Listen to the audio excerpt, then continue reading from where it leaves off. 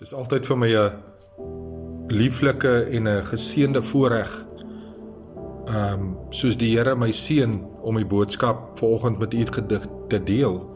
En wat die Here vanoggend op my hart gelê het, en kyk gerus na die prentjie, hierdie persoon sit by 'n venster met soos die Engelsman sê burglar bars op. Dis donker en duister om hom en hy kan nie uitkom nie.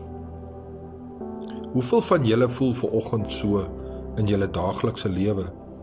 Sowel alhoewel die son oor die berge breek en 'n nuwe dag skep die Here vir jou, maar jy voel deur die dag so.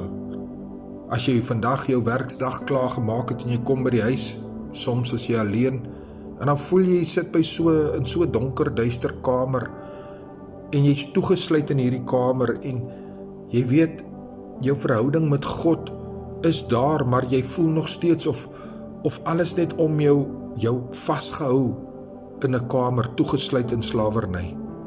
Ek wil vanoggend vir jou sê, moenie jou bekommer nie. Weet jy wat? Die Satan het geen aanspraak op jou nie. Die Satan het Jesus het die Satan reeds oorwin. Markus 1 vers 27 is 'n gedeelte waar hulle noem dit die besetene van Kapernaum. Die Here het gaan bedien en op die Sabbatdag in die sinagoge, en daar spring 'n man op en hy sê, wat het jy nou aan ons kom doen? Ek weet wie jy is, en jy is die Jesus van Nasaret. Want hierdie man het 'n onreine gees in hom gehad. Maar Jesus staan op en hy bestraf die gees, en hy sê, kom uit hom uit. En weet jy wat, daai gees moes hom aan Jesus gehoorsaam. Net so ook met jou, my mens, vanoggend.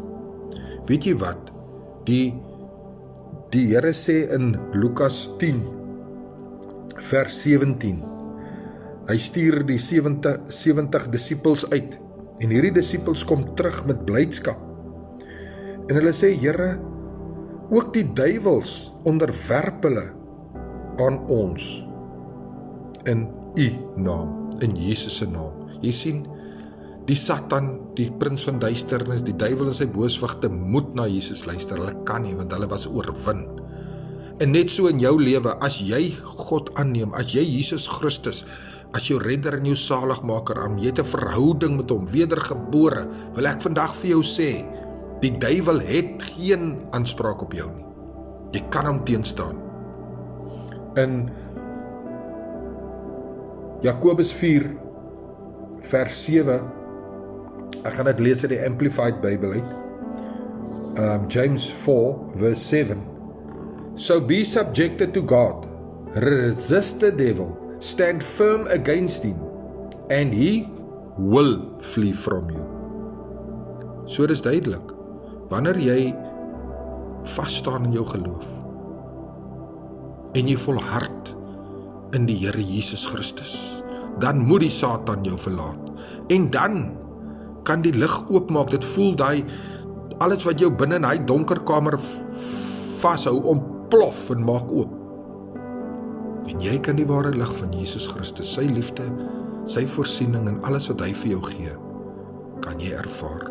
Ek los dit by jou, gaan lees gerus hierdie skrifte, Pastoor Gary, Brood en Water, 5 minute woord, seëngroete, en weet net, Jesus is nog steeds lief vir jou. Amen.